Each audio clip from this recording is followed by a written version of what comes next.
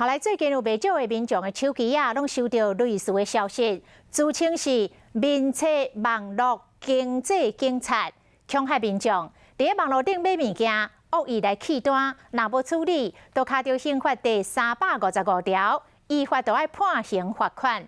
这个简讯，互不少的民众真紧张。警方来提醒大家，这是诈骗的新手法，若有怀疑，就卡105，千万唔通过互诈骗集团骗甲戆戆死。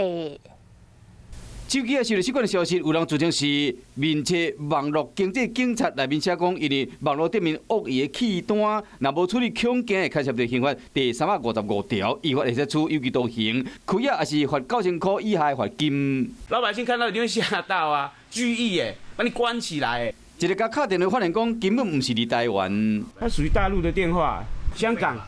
他那边写香港，这是新的诈骗手法，集团的成员假警方的名义，佫讲到刑法。若是民众伤紧张，敲电话可能敲到付费电话，也是落入因的陷阱。有专责人员在做网络巡逻这个部分，但是我们并没有一个所谓叫做网络经济警察这样子的一个单位。警察单位绝对不可能会利用这种简讯或者是私讯的方式去跟民众做联系。看真，这顶面写的是“网络”2字，明显甲咱台湾地用的网络无共款。后盖来接到这款的消息，一定要保持冷静，较袂讲互人骗去。